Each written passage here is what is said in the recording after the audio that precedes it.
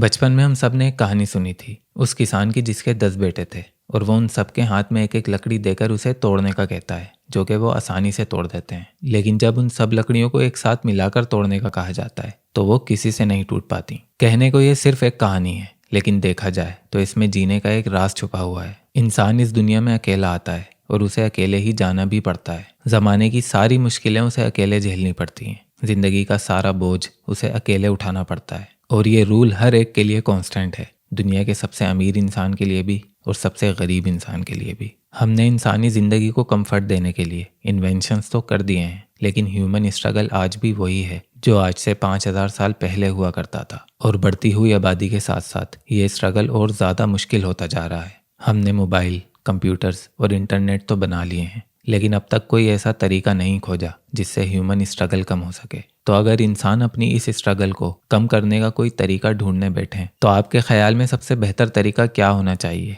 कि जिससे ज़िंदगी गुजारना उतना मुश्किल ना लगे जितना आज के दौर में हो चुका है, और आगे जाकर मज़ीद मुश्किल हो जाएगा कि जब एक दूसरे से छीन कर खाने की नौबत आएगी। तो सबसे पहला हल तो ये हो सकता है कि इंसान बच्चे पैदा करना ही छोड़ दें। लेकिन इतने बड़े स्केल पर फैली ह्यूमन पॉपुलेशन को कंट्रोल करना एक नामुमकिन सी बात है, और इंसानी आबादी कितनी तेज़ी से फैलती है वो मैं इस वीडियो में समझा चुका हूँ। तो इसके अलावा कोई तरीका सोचें तो ज़्यादातर लोग यही कहेंगे कि सबसे बेहतरीन हल ये हो सकता है कि ज़्यादा से ज़्यादा पैसा और एसेट्स जमा कर लिए जाएं, क्योंकि पैसों से हर काम हो जाता है, पैसों से हर चीज़ खरीदी जा सकती है, पैसों से जीना और मरना दोनों आसान बनाया जा सकता है। लेकिन नहीं, ऐसा नहीं है। पैसों से मरना तो आसान बनाया जा सकता है, लेकिन जीना नहीं। क्योंकि अगर ऐसा होता तो बड़े बड़े इंडस्ट्रियलिस्ट, बिजनेसमैन और पॉलिटिशियन कभी एक आम इंसान से ज़्यादा परेशान ना रहते। वो परेशान इसीलिए हैं क्योंकि जितना ज़्यादा होगा उन्हें उतना ज़्यादा संभालना भी पड़ेगा। तो ज़्यादा पैसा बनाना तो हरगिज़ इस मसले का हल नहीं हो सकता,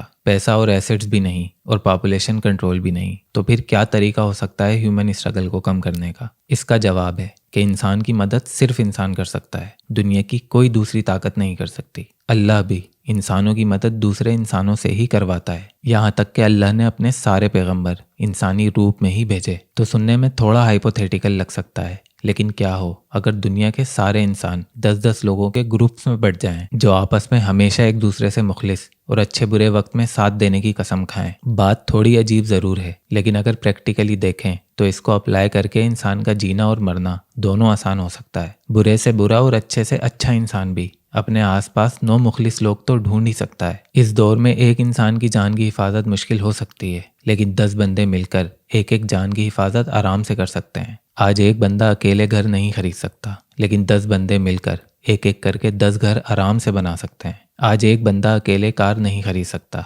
लेकिन 10 बंदे मिलकर एक एक करके 10 गाड़ियां आराम से खरीद सकते हैं। अगर ऐसा हो जाए तो नौकरी छोड़कर कारोबार स्टार्ट करते वक्त किसी इंसान के दिल में बेरोजगारी का डर ना हो। कोई एक्सपेरिमेंट, इन्वेंशन या डिस्कवरी करते वक्त भूख बीच में ना आए। जब 10 लोग एक दूसरे की खामियों और खूबियों को पॉइंट आउट करेंगे तो मार्जिन ऑफ एरर भी कम हो जाएगा, और वो बिल्कुल ईमानदारी से एक दूसरे को इवेलुएट करेंगे, क्योंकि किसी एक की भी तरक्की बाकी 9 लोगों की तरक्की काउंट होगी। एक इंडिविजुअल की तरक्की के चांसेस कम हो सकते हैं, लेकिन उस इंसान की तरक्की के चांसेस हमेशा ज़्यादा ही रहेंगे जिसे 9 लोगों का फाइनेंशियल और मोरल सपोर्ट हो। मिसाल के तौर पर अगर 10 दिन से हॉस्पिटल में किसी का कोई अपना एडमिट हो और उसे 10 के बजाय सिर्फ एक रात जागनी पड़े, और वो 9 रातें सुकून से ये सोचकर सो सके कि वो अकेला नहीं है, तो उस वक्त इससे बड़ी मदद उसकी और कोई नहीं हो सकती।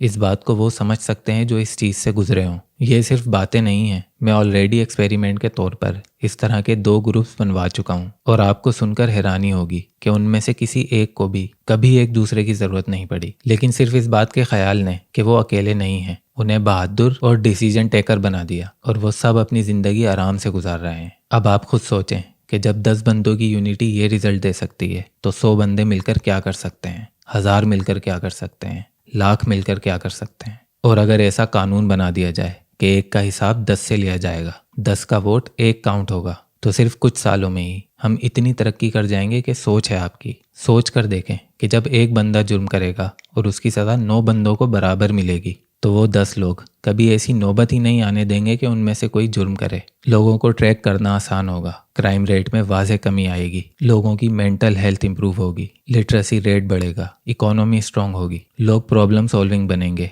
جس سے نئے بزنسز اور امپلائمنٹ میں اضافہ ہوگا اور تاریخ میں پہلی بار دنیا کے اس حصے میں انوینٹرز اور ڈسکوررز پیدا ہوں گے۔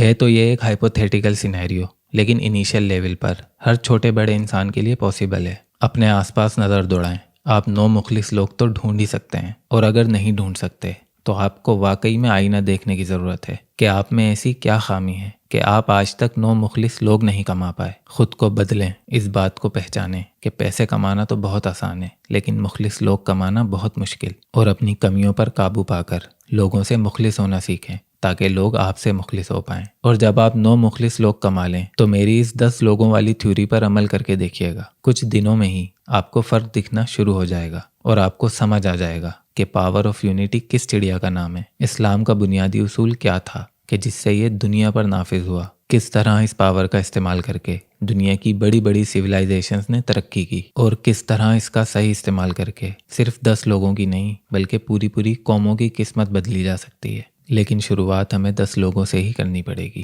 کیونکہ ہم ابھی اس لائق نہیں کہ اسے بڑے لیول پر امپلیمنٹ کیا جائے۔